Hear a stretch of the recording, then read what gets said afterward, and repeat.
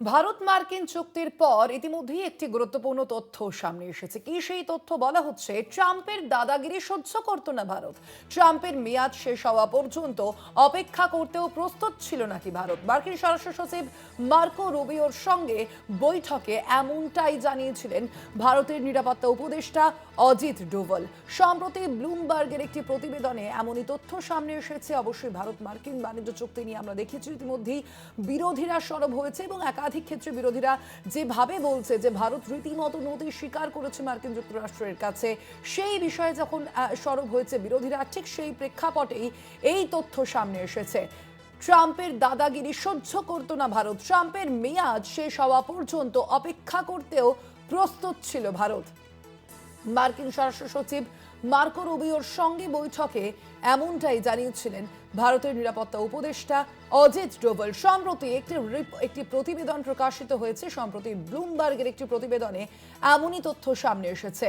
ভারত মার্কিন বাণিজ্য চুক্তি নিয়ে ইতিমধ্যে আমরা দেখেছি বিতর্কের আবহ সৃষ্টি হয়েছে। এই তথ্য সামনে আসায় তৈরি হয়েছে জল্পনা। ভারত মার্কিন বাণিজ্য চুক্তি হয়েছে আমরা দেখেছি গত সোমবার, এবং সোমবার সেই চুক্তির পরবর্তীতেই কিন্তু মার্কিন প্রেসিডেন্ট ডোনাল্ড ট্রাম্প প্রথম এই বিষয়ে জানিয়েছিলেন এবং তার পরবর্তীতে বিরোধীরাই নিয়ে সরব হয়েছেন। বারবার মার্কিন প্রেসিডেন্টের এই যে আগ বাড়িয়ে তার বিভিন্ন সিদ্ধান্তের কথা ঘোষণা করা, তিনি কেন করছেন এই ধরনের সিদ্ধান্ত ঘোষণা এবং তার কারণই বাকি, এবং ভারত এই বিষয়টি কেন এন্টারটেইন করছে সেই বিষয়টিও কিন্তু উত্থাপন করা হয়েছে বিরোধীদের তরফ থেকে একাধিকবার আমরা দেখেছি। আর এবার এই নতুন প্রতিবেদন সামনে এসেছে। ট্রাম্পের দাদাগিরি সহ্য করত না ভারত। ট্রাম্পের মেয়াদ শেষ হওয়া পর্যন্ত অপেক্ষা করতেও প্রস্তুত ছিল ভারত। মার্কিন স্বরাষ্ট্র সচিব মার্কো রুবিওর সঙ্গে নাকি বৈঠকে এমনটাই জানিয়েছিলেন অজিত ডোভাল। আমরা বিষয়ে কথা বলবো। আমাদের সঙ্গে ফোন লাইনে রয়েছে আমাদের কলকাতা টিভির মুখ্য রাজনৈতিক বিশ্লেষক জয়ন্ত ঘোষাল। জয়ন্তদা, ইতিমধ্যে ব্লুমবার্গের একটি প্রতিবেদন প্রকাশ্যে এসেছে এবং সেখানে বলা হচ্ছে ট্রাম্পের দাদাগিরি সহ্য করত না ভারত। ট্রাম্পের মেয়াদ শেষ হওয়া পর্যন্ত অপেক্ষা করতেও নাকি প্রস্তুত ছিল ভারত। মার্কিন স্বরাষ্ট্র সচিব মার্কো রুবিওর সঙ্গে বৈঠকে নাকি এমনটাই জানিয়েছিলেন অজিত ডোভাল। কিন্তু তারপরেও তাহলে কেন এইভাবে বাণিজ্য চুক্তি সম্পন্ন হলো? কিভাবে দেখছেন এই বিষয়কে? আমি মনে করি এটা ট্রাম্পেরই পিছু হটা।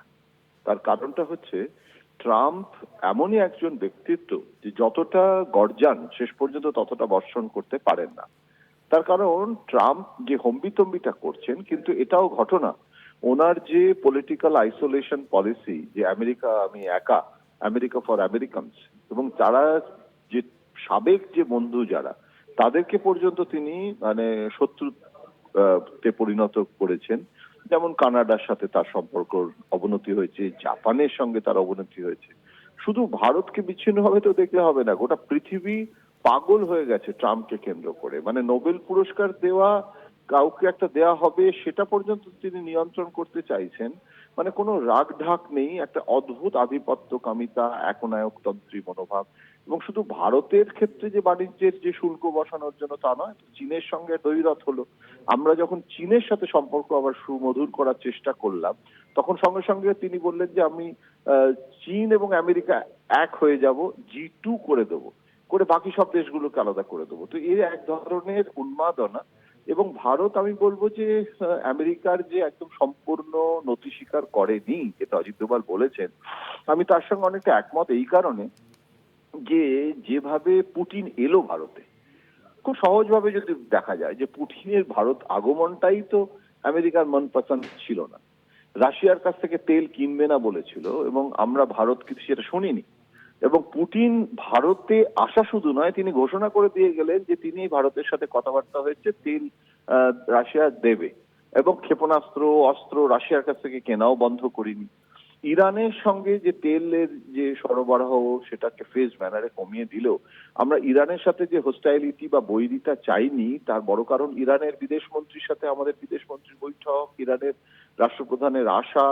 আমরা কেন ইরানের সাথে আমেরিকার জন্য শত্রুতা করব? ইরান পাকিস্তানের প্রতিবেশী, মানে প্রতিবেশীর প্রতিবেশী, যে পাকিস্তান আমাদের শত্রু, তাহলে শত্রুর প্রতিবেশী তাকে বন্ধু রাখাটাই কি উচিত কাজ নয়?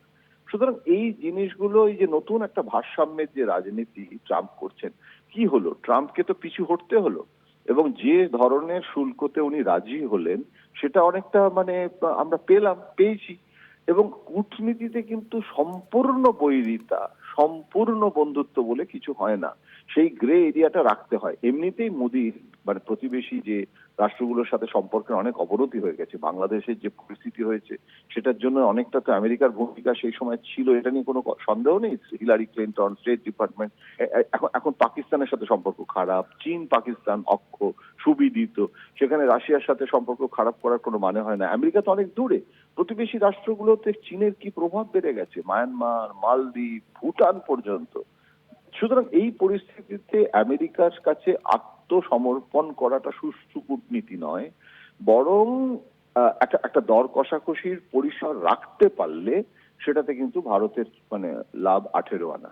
এবং সেটাই কিন্তু এক্ষেত্রে হলো, মানে এই সহিষ্ণুতার বিদেশ নীতিটাই ভারতকে। এবং পীযূষ গোয়েল কতবার আমেরিকা শুধু গেছে আর এসেছে, প্রায় ডেলি প্যাসেঞ্জারই করেছে, এমন নয় যে আলোচনা বন্ধ করে দিয়েছে, ঝগড়া করেছে, নেগোসিয়েট করতে হয়েছে। কিন্তু ট্রাম্পের যে বাণিজ্য নীতি সেটা একটা ভয়াবহ জায়গায় তো চলে গেছিল। সেখান থেকে আচ্ছা, ট্রাম্পের ওখানেও তো জনপ্রিয়তা কমছে, মিড টার্ম হয়ে গেছে। এখন এই পরিস্থিতিতে ট্রাম্পও বুঝতে পারছে যে হম্বিতম্বির পাশাপাশি তোমাকে ডেলিভারি করতে হবে, অর্থনীতির অবস্থা খারাপ, ওখানে দারিদ্র এবং বেকারি ওদের দেশের তুলনায় অনেক বেড়ে গেছে, কর্মহীনতা। সুতরাং সবাই চাপের মধ্যে আছে। সুতরাং আমি এখানে কোনো বিজেপি, তৃণমূল, কংগ্রেস এই প্রিজমে দেখতে চাই না বিদেশ নীতিকে। মোদির বিদেশ নীতি মানে ভারতের বিদেশ নীতি, তার সাফল্য আমি কামনা করব। স্বর্ণালী। ধন্যবাদ জয়ন্তদা।